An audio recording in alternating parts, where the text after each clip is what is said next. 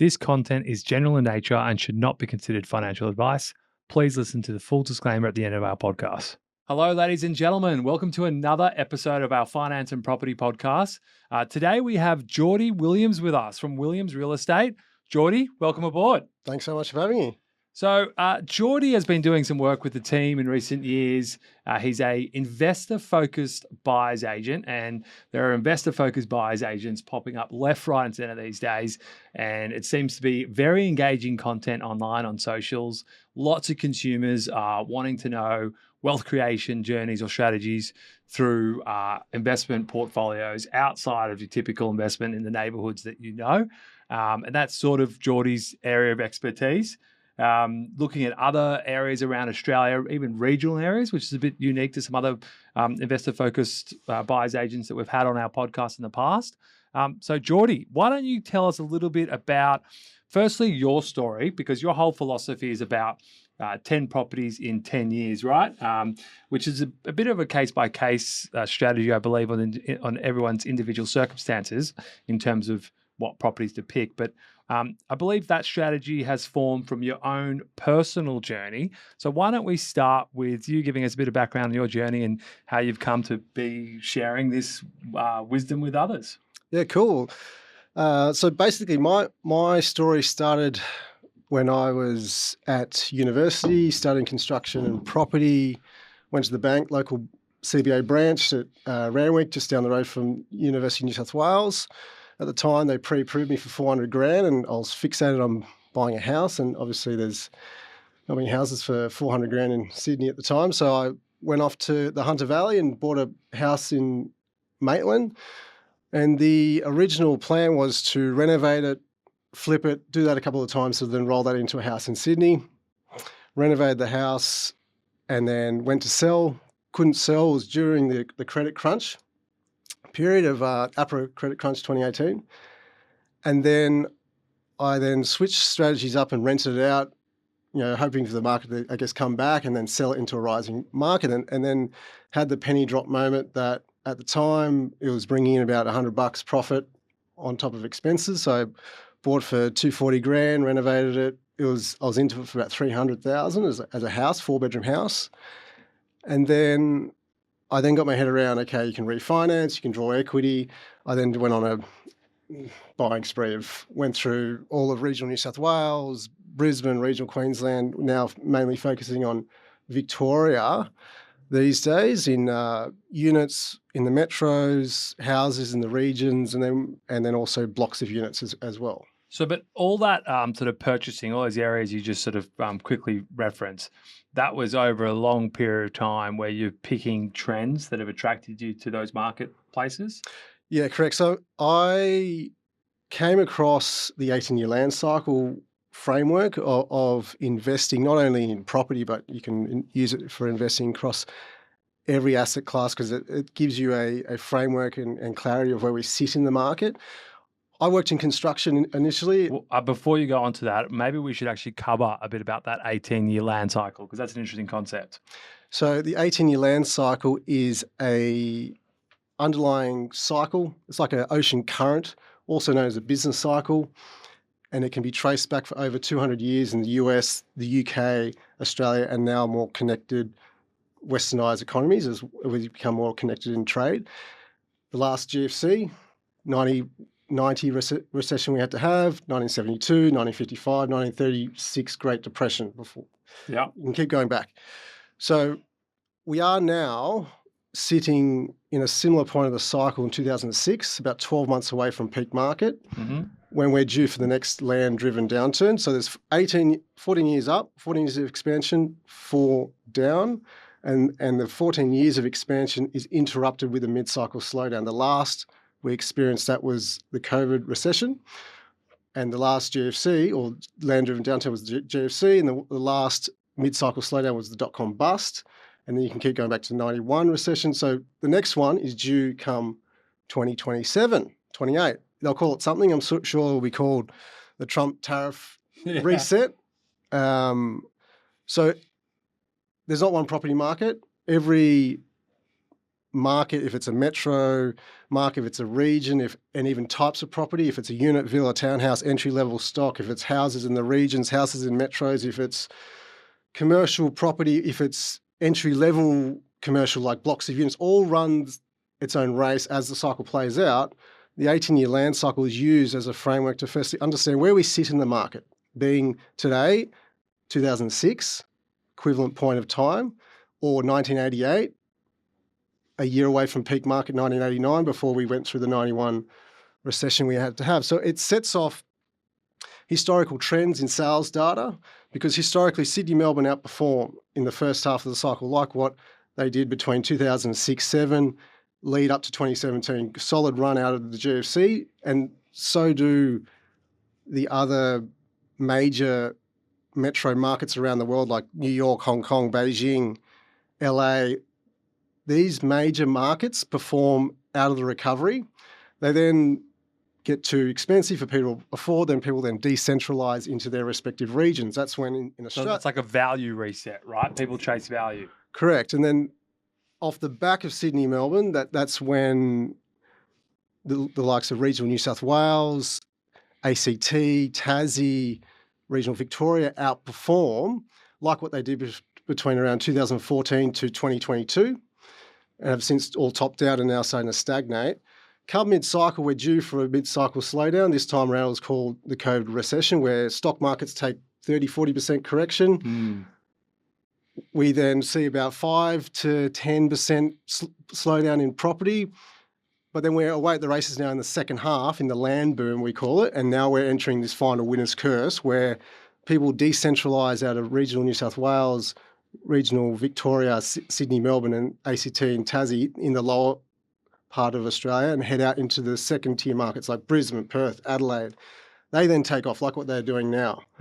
It's not a coincidence, this COVID boom. The same thing happened between 2000 to 2007, if you look at historical sales data. And then people get priced out of those markets and head out into the regions, and then like Darwin and regional Queensland, regional WA, and then towards the tail end of where we are now in the cycle, globally, property construction starts to kick into gear, like we're seeing now in the Middle East. You've got the biggest, that wall project. Oh yeah, the wall. All these massive, biggest and crazy... The line.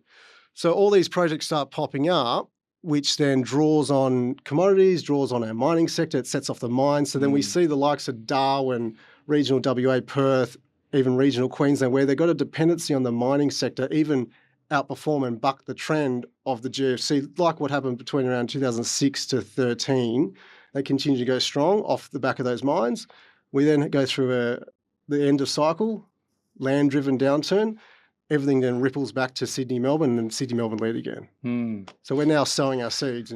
So that's sort of like your macro view on things, and how you, I guess, chase value and do the value investing, which then I think with your interesting construction background is the same sort of approach you have to finding good investments outside of these cycles, in the sense that the replacement costs of a 2-bedroom unit, for example, if you feel that you're buying a property below its today's replacement value, then that's good value, and that's that value investing, right? Which is quite common even with investors looking at equities. Run me through a bit about that approach to then looking at individual assets and investments for your clients. Yeah, so I started building my portfolio off the back of my corporate career, and it was all like, now I'm sitting on about 17 investment properties worth about 8 million, and I've built that over a 9-10 year window, and all off the back of corporate gig. All off the back of that first Maitland investment that was how much? 240 Crack grand. House full of needles. $240,000 a property in Maitland that was a crack house, now to 17 properties, you said? 17. For $8 million. Yeah. Did you say, 10 years? Yeah, about 9 years. 9 years. Yeah. Yeah. Congratulations. That's a beautiful story. I'm only getting started.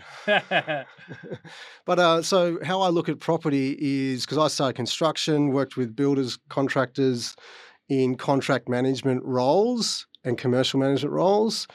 and then I moved into land and property development, and only just last 6 months resigned, and now I'm just doing my own investing and helping others do the same. Doing this full time. Yeah, and so Did that also, that knowledge and experience in the workforce, obviously aid you in investing? 100%. It's the way I look at investing. I've got 5 key fundamentals when buying property. First one has to be under the intrinsic value. Back to your question, what's the intrinsic value? When we're talking property, it's how much it costs to build. So these days it costs minimum 600,000 to build a unit. If you're building a block of 20, 60 units, 600 grand, and that's entry level stock. That's that's Kmart. That's cookie cutter stuff. I mean, you can spend up to $1 million high end. I mean, I know obviously I'm sure you know how much it costs to build these days. Yeah. And also on that note, I think it's important to highlight that intrinsic value also over time changes, right? In terms of the replacement costs. Correct. So 600,000 to build. That's a unit. For a house, you don't have much change out of 800, 900,000 for a house. So for units, we like buying between that 200 to 450 price point. And ideally is 300,000 price point. Subject to different markets, you were saying. Correct. Earlier, right? Yeah. So in Melbourne, we're picking them up between 200 to 350 grand. In Sydney, 350 to 450. And I don't like going more than that because essentially that is half the replacement value. And it only takes time for the price you pay to then realign to the replacement value. And that becomes more of a balanced market.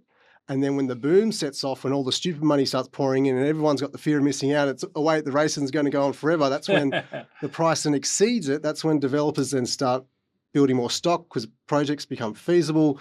Then they start releasing more stock to the market. Then the market goes through a downturn. So I get in after a good stagnant 8-9 years of stagnant growth because any time it's just going to hook. Which is, I'm glad you said that because I was about to say those $250,000 to $350,000 units in Melbourne for the last 10 years were stagnant, right? Like Correct, you could have bought a one better for $250,000, $300,000 10 years ago in Melbourne, and it's probably worth the same, even in a blue chip area like South Yarra or whatnot.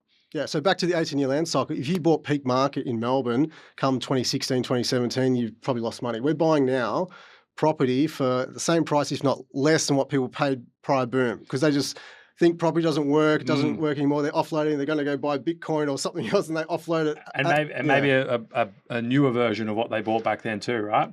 Because there's been a huge amount of supply in the last 10 years in Melbourne in units, which I think is what has kept prices somewhat stagnant.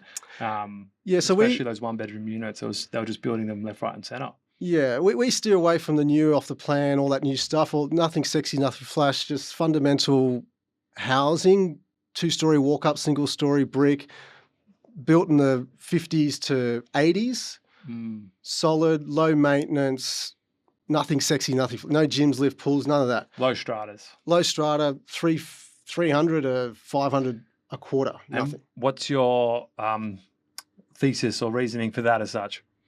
So it's staying away from off the plan.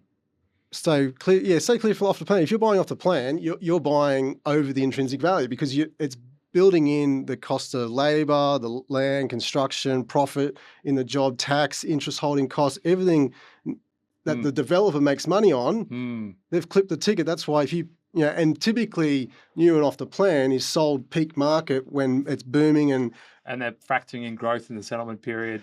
So what about buying a brand new unit a couple of years after completion and, a couple of years after completion, typically if it's been released to the market, it's only probably, the market's probably softened.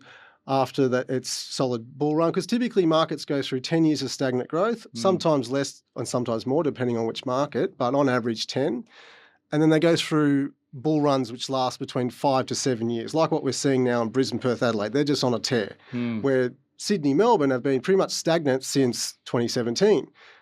So I like getting into the market after 7, 8, 9 years of stagnant growth when it's gone through its slowdown, it's stabilised, it's started to stagnate. Rents rise first, yields become attractive. Yields now in Melbourne are 7, 8%. 3-4 years ago, they were 3 or 4%. So rents rise first, creates attractive yields. That draws on investment. People then start flooding in and then it just hooks. Well, that's the thing that was actually just on the news recently about how it was CoreLogic data, which was only relevant to Sydney, but it's happening in other marketplaces, other metro areas like Melbourne that you're referring to, where rent is becoming more than the mortgage repayments. So then that naturally is going to put upward pressure on the property prices, right? So tell me, you don't want to give away some of your secret sauce, but areas of Melbourne for 250 to 350 where you're buying a good unit, where are you looking? We look all around, but I mean, typically it's within 15 minutes to 45 minutes of the CBD. So, so the whole in the burbs. So we don't like buying close in like Docklands, and there's around here, North Sydney, where there's high-rise buildings everywhere, where oversupply can become an issue. We like buying in tightly held in the burbs, where you've got a couple of houses, townhouses, like a nice mix of diverse housing, where you might buy in a block of 10 in the burbs, where it's not going to turn into high-rise buildings overnight. It's quite tightly held. In saying that, we don't like the blue chip stuff right on the beach, because you're paying a premium, low yield, you get stuck with finance. Plus, if you're buying the Bondi Beach shit that's right on the beach, you've got concrete cancer, all the salt, you park your car there for a day, you get covered in salt. You can imagine all that salt going into those buildings over 100 years. The only way to fix that is to fucking knock it down and rebuild it again. You don't want to get caught in that stuff. Yeah. So tell me, like I said, we won't go too much into your secret sauce, because, if people want to get more of your wisdom, they should reach out to you and engage your services. But tell me, that's Melbourne. Other areas, so you like metro areas, you were saying Sydney and Brisbane, even other areas like Adelaide and Perth?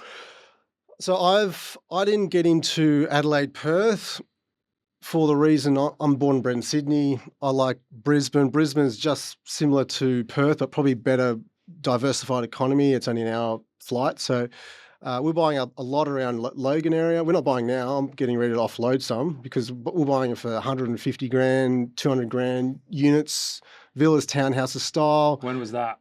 We started buying in 2019, and I stopped buying early 2024. I'm not buying in Brisbane anymore. And what yields were you buying at back then?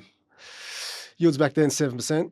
Wow. Now, I mean, I've got, it's 150 grand, 160 grand. They're renting for $400 a week. So that's about a 12%, 12% return now. On the purchase price? On the purchase price. Yeah. But now market yields, if you're selling? Now I could sell them like that for $450. So it's about a 4% yield. So is that there's a little bit of some secret sauce right there, right? You're chasing markets which have really high yield, like you said earlier, where then you're going to assume that prices are going to have to catch up to what people are paying there to live there, right? Yeah. So my 5 key fundamentals when buying property: firstly, under the intrinsic value, so less than half the build cost. So if it's a unit, max 450, between that, ideally 300 range. Houses in the regions 250 to 450 on large blocks, where you can subdivide, put a second house or granny flat, or even knock it down, put 3 or 4 townhouses on at some point down the track, not straight away. Typically, developers buy sites, sit on it for 10 years, hold them through a market cycle. Once it becomes feasible, it stacks up to, rather than go buy another house for $800-900 million in the region, you can add to your portfolio, add to your stock at a wholesale rate. Once they're hitting around 500-600 duplexes, once we're hitting 700-800 blocks of units, so blocks of 3s, blocks of 4s, and you keep going. As I said before, block of 10, 3 mil, so 300 a piece per unit, because it's essentially half the replacement value, and it only takes time for the price you pay to then realign and then go above the replacement value. Second to that is a strong cash flow, minimum 5% yield, nothing less than 5. And typically we're buying deals between 6 to 8%, depending on the type of product. That's a growth indicator for you. Correct. Can I just ask though, sorry to interrupt, sometimes you could be buying something at 8-9% yield that doesn't move, and you're paying for the yield, right? So that happens in those regional areas? Yeah, so I say you need a good balance of both growth and cash flow. We don't chase growth, so we're not going and buying Bondi Beach for 1.5-2 mil, that's got a 1 or 2% yield. Mm-hmm. Sure, you'll get the growth, but you'll sacrifice on the cash flow, and you get locked up with the banks, and you buy one and you'll be stuck. On the other side of the coin, not going out to, say, Broken Hill and buying a house for 200 grand with a 12% yield because the population's in decline, you have next to no growth, and you won't be able to keep leveraging and growing. The sweet spot is in between. You want within the blue-collar working class areas, within half an hour, 40 minutes of the CBD, in a cracking, booming, solid regional town, the large towns like... Where there's some core fundamentals like population growth. Yeah. The Oranges, the Bathurst, the Tamworths, the Toowoomba's, the large regional hubs where there's a Macca's.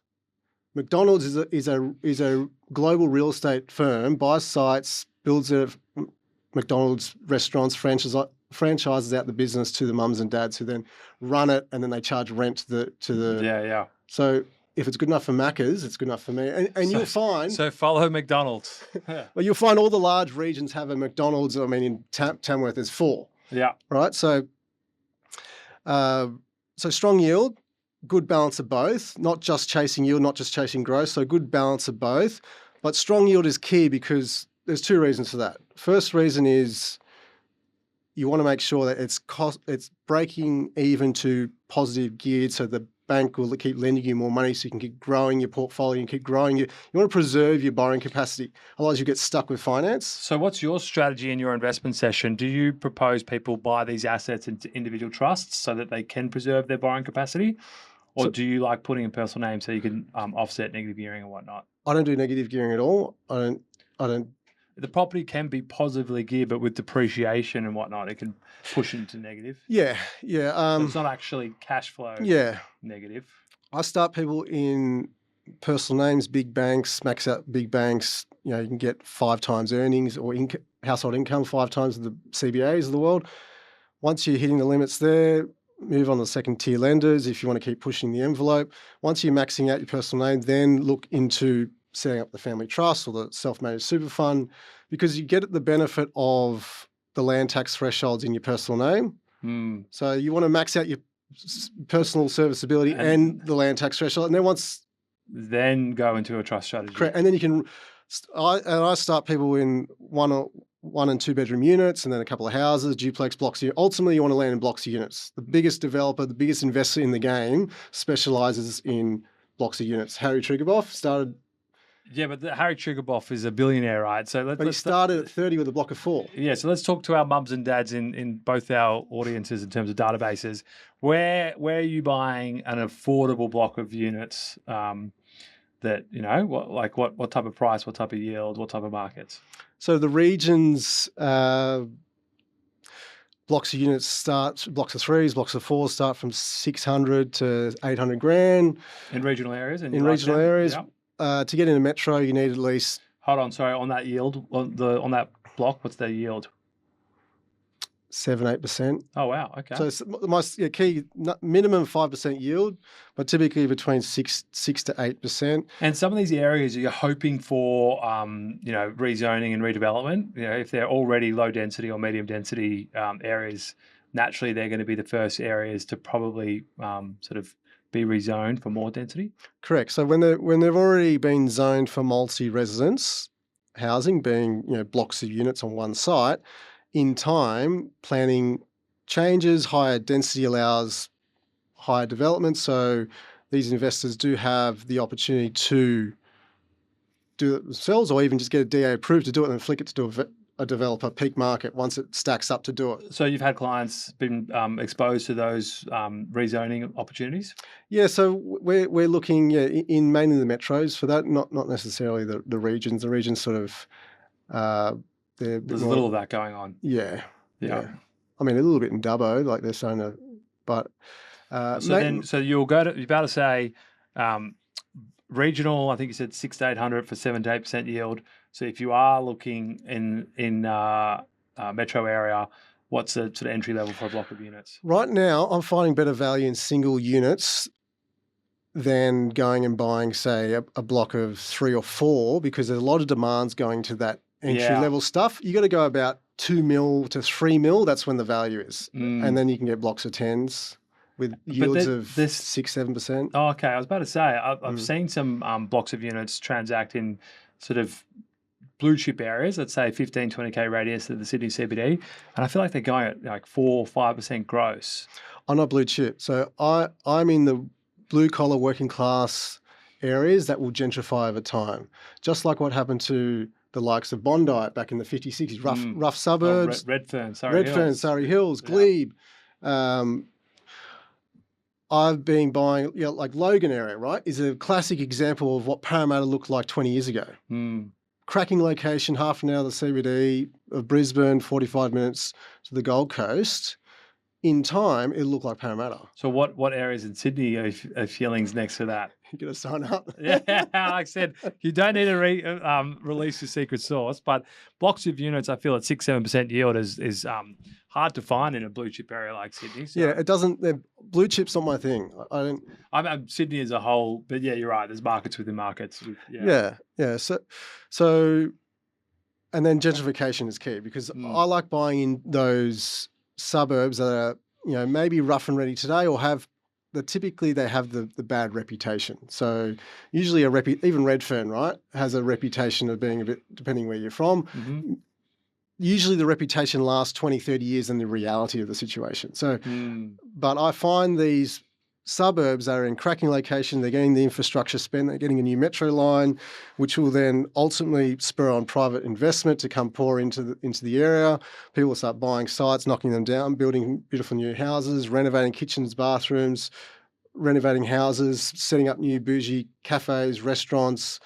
It then becomes desirable. That's gentrification, where it converts from a lower class into a middle upper class. Due to capital investment, government will start selling off public housing. If you can find these suburbs that are in the very early stages of transitioning through gentrification, then you can get in under the intrinsic value, strong yield, and then they flourish over time. And if you can time it with the macro 18-year land cycle and you get in after stagnant period before it's about to hit hook.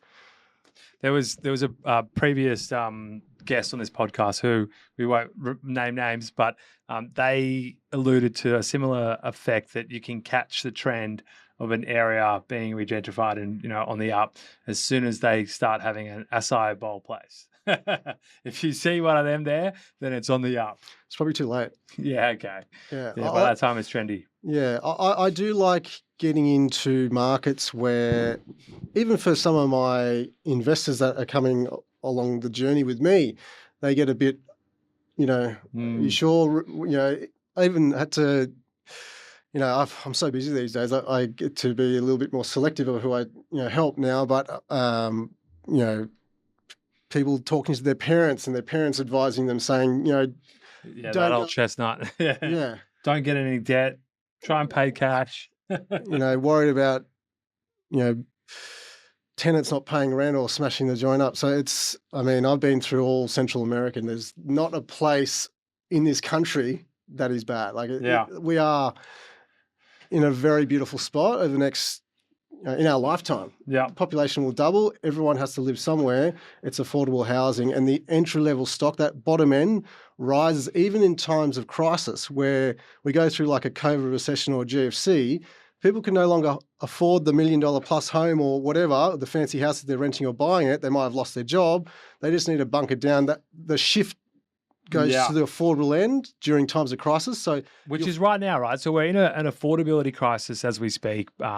That's why some areas like units in Bondi, for example, have not performed the best compared to other more affordable areas. And that trend might continue. That's why we're seeing a huge shift in terms of rent vesting. First home buyers can't buy properties that they want to live in the areas they want to live. So they're now buying these investments in regional or other cities of Australia, being something they can afford. But that goes also for mums and dads moving into other locations that are more affordable, because no one wants to be hamstrung by their mortgage repayments. That puts friction on their lifestyle, right? So naturally in sort of times like today, with the cost of living crisis and household pressure, these affordable houses are the ones that perform. Now, keyword affordable, there's affordable in all locations, is your point, right? There's affordable houses in Sydney, there's affordable houses in regional areas and other cities of Australia. So your philosophy is finding this affordable stock, whether it be houses, units, multi-dwelling properties, and then I believe, I love this language you call in your investment strategy that you do, or your investment session that you do with clients, a all-weather residential foundation portfolio. Why don't we talk a bit about that now? That once you've given a bit of a mix of diverse assets, I assume that's your outcome, an all-weather residential portfolio. Yeah, so all weather is, how I see it, is across at least 2 or 3 states, because you're hedging the market, but then also you're hedging government policy. Look what's happening down in Victoria. Yeah. They're running the joint into the ground, which is creating opportunity, right? Into this whole cycles of 18-year land cycle, I'm a cycles investor. I look at everything is in cycles. Politics is in cycles. So I don't believe the state government's going to last down there. Once they're voted out and the Libs come in, the market will be taking off. They'll wind back all the land tax thresholds, all these tenancy laws. They'll bring that off and the market will be jumping again. So it's hedging against government intervention, market, the underlying market cycle, and ultimately chasing under the intrinsic value, which right now the best value is really in Melbourne. Like, it's the 6th most affordable metro market behind Brisbane, Perth, Adelaide, Canberra, I think Hobart. It's like, it's not going to be there for very long. Typically it's second behind Sydney. So it's primed, and we like, obviously not putting all your eggs in one basket, having a good, solid, well-diversified portfolio. And then types of assets too. So I'm not just all for houses, because houses just grow. It's bullshit. Yeah. Houses are more stable capital growth, I would say. They didn't have better capital growth. As an example, the units, villas, townhouses in Logan have gone up 200% since we were buying them 4 or 5 years ago. Houses have only gone up about 100%. So, but then there's an oversupply with units, and then they go through a more of a boom bust. So houses just have a bit more of a stable growth. So if you can time it right, you can make a killing out of units. But if you get it on the other side of the coin, where you've got buying peak market off the plan, sure, you can get it wrong. But if you... So how deep do you dive into some of these markets, in the sense that, do you look at, the average income to average house price ratio, and, you're chasing a certain multiple there, or?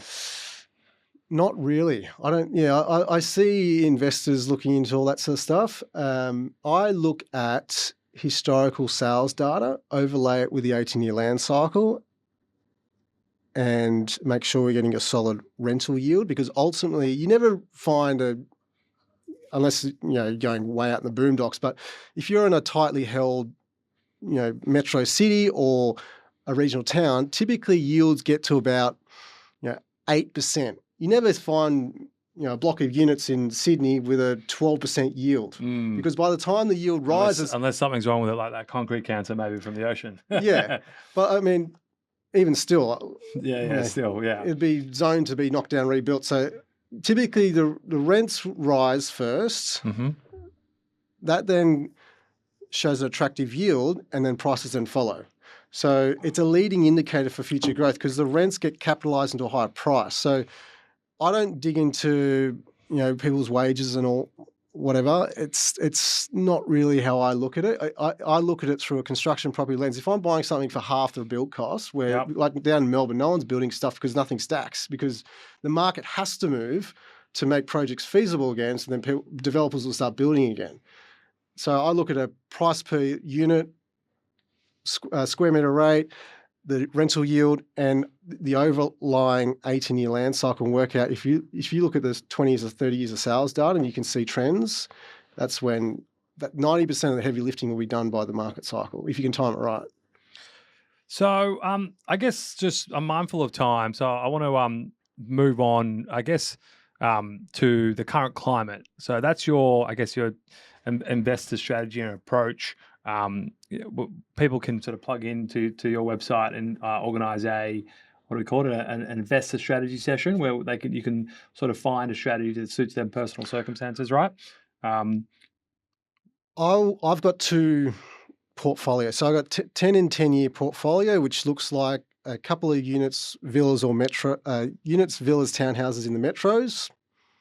sub 450 grand. Then we get a couple of houses that have development upside. Then we look at a duplex, then a block unit. That's 10 property portfolio within a 10-year window. If you're on 200 grand, 300 grand, you'll smash it out in 3 years. What happens if you're on 100 to 150? 10 years. I started on 50 grand. I've got to 17 in 8-9 years. I've obviously been going as hard as I could, and I used CBA, walked in the CBA branch, used multiple. It all became too hard for them. They just want to write, one loan, and then I used a handful of brokers. Everyone was telling me I couldn't borrow shit, so I met you guys. And then you met Shore Financial. And I've been working well with Steve Cush and the team. Forever thankful, because then you guys are like problem solvers, where really sort of started to educate me more around structuring the debt properly in trusses and using your self-managed super and all that type of stuff. So yeah, when something's in the too hard basket, we like it, right?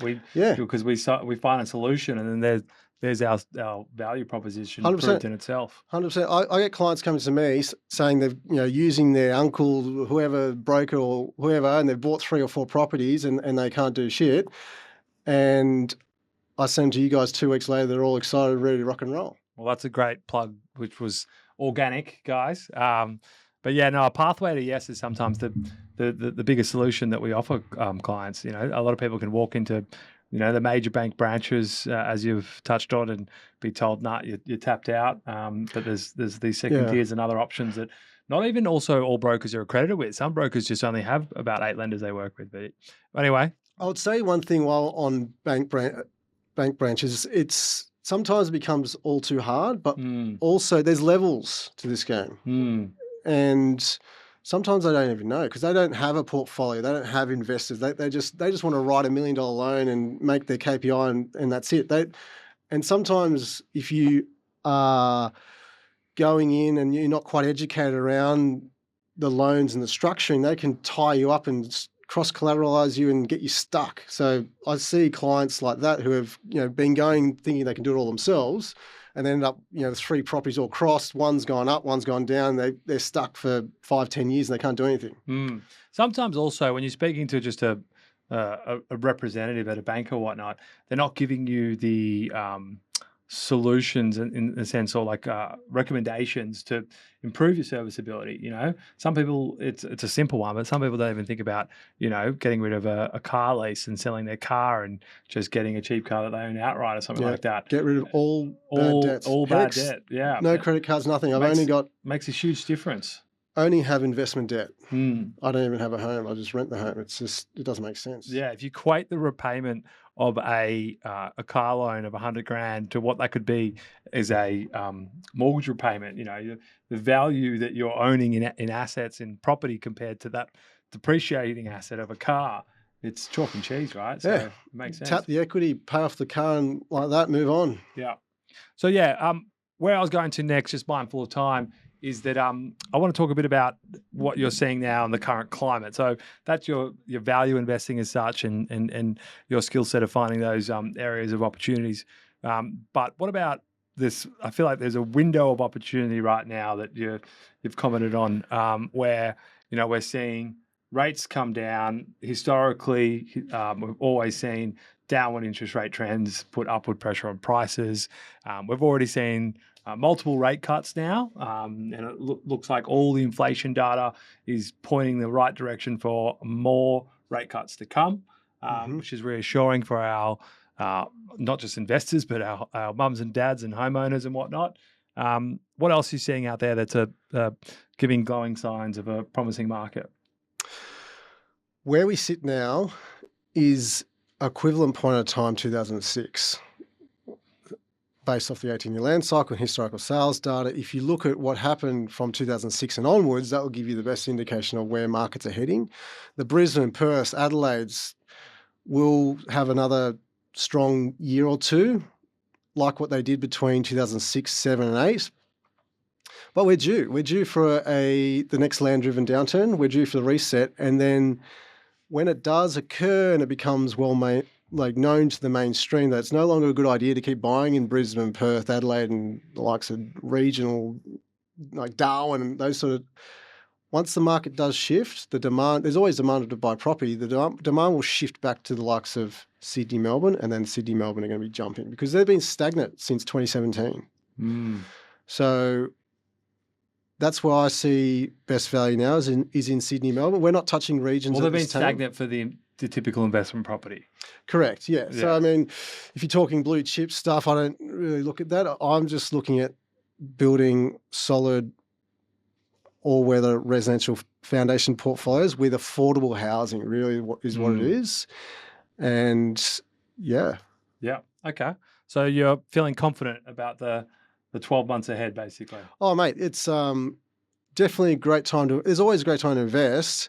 And where we are now, it's always a great time to invest because you can always find good areas that are looking promising for investment. Prime for growth, but it's not in the markets that you would think, the mainstream think. We're not touching Brisbane, Perth, Adelaide, or the regions, or the Townsvilles, or the Mackays, and the Cairns. We're typically towards the tail end of the boom. All the fear, the FOMO, and the fear of missing out, all the euphoria, all that's coming. That's going to come back. Like it's already coming back. It's already going crazy. Yeah, sentiment's definitely improving. That's right. With the lower rates, cash flow's easier, people are confident. A lot of people have been sitting on the sidelines. They're the most dangerous markets to be heading into now because when the market does turn, like what happens every boom, people are left hanging for many years. And it is a very fragmented market. There's only certain types of stocks, certain markets to be buying for the future years ahead because we are due for a big one. Like every second land-driven downturn is a big one. So the next one's going to be like the 1990 recession we had to have. The one that got ingrained in our parents' minds of, that made them fearful. Yeah. That's right. We're due for that, which creates opportunity, and you don't want to get caught on the wrong side of it, but it is the best opportunity now to capitalize on the future years ahead because there is affordable stock out there. And how I look at affordable stock is we were building affordable housing when I was in the corporate game working for the developer, and what it basically was, we were building it at cost. And that's it. Like they would say, okay, we'll approve your 50 units if 10 are affordable. So we basically sell 10 at cost, no margin. So what's affordable? 600 grand minimum. That's what it costs. So if you can get stuff for less than that, it only goes up. Yeah. Well, look, you've sort of answered my next question that I was going to ask you, which is, are we entering a growth cycle? You're very confident about that, which you've alluded to multiple times.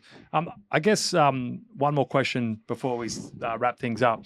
The other thing that I feel we see often is the short-term approach where, things need to be long-term. So that whole long-term versus short-term in investment approaches. And that also applies not just for investments, but also buying a home. I feel some people buy homes for a 3-year plan, which is just a bit silly when you factor in stamp duty and selling costs.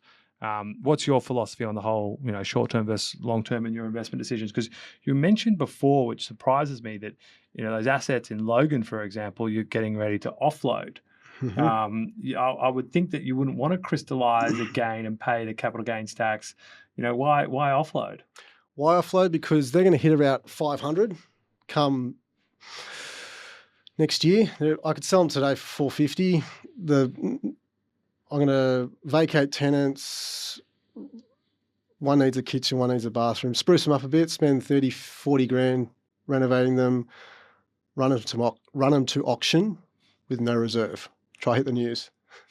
I'll be there on the day. I can always chuck in a vendor bid, but I'm going to offload them because I'd rather sell them for 500 than hold them through a stagnant period like what happened between 2007-8 to 2019 at the same price. They'll hit 500, they'll soften to 450 and flatline. So I could sell them, pay off the debt, raise cash, free up serviceability to roll it into a block of units in, say, Victoria. Redeploy the capital in a better in a market that's about to pump. That's in an asset that's going to cash flow and better and scale and potentially re-leverage that capital, right? Because if 100%. it was a 150, 200 grand investment property that's gone to 500,000, you'd rather take the capital out of that and redeploy it into maybe $1 million asset or something of the sort. Correct. So when you see that the growth cycle's been exhausted out of that marketplace, that yields are getting compressed, that's your exit. Yep. So I guess tying it back to the long-term approach, that could be anywhere from 4 to 7 years for that to happen, right? Correct. Yeah. So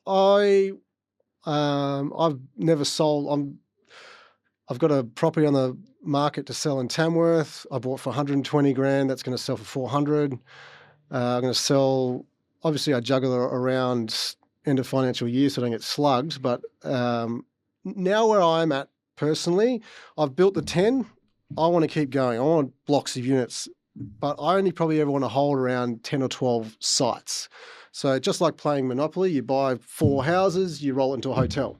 In our case, build your residential foundation portfolio, a couple of units, couple of houses, duplex block of units. If you want to keep going, it's like playing a game of chess. Take out the prawns for a bishop or a king or whatever, and then sell one house, raise the capital, deploy that into the trust and leverage it up and buy a bigger asset in a market set to boom. Rather than, sure, you can buy and hold everything forever, but I'd rather sell out of markets rather than holding them for 10 years when they're going to go nowhere. All right. Well, Geordie, that's been some great words of wisdom. I'm guessing, like I said, if people want to reach out to you, best just to go onto your website and inquire to do a quick investor sort of strategy session. We won't talk about your fee structure. I guess that will be something you do on a case-by-case, or do you want to mention? No, I can do that. So I charge $11,000 including GST, and I might have to bump it up because the competitors are charging more. Yeah. Well, that's up to 500,000, and then so that's units in the metros, regional houses. Once we're hitting 500, so duplexes, blocks of units, that's when I charge 2% plus GST. Yeah. So I tier it based on. I think it's relatively competitive.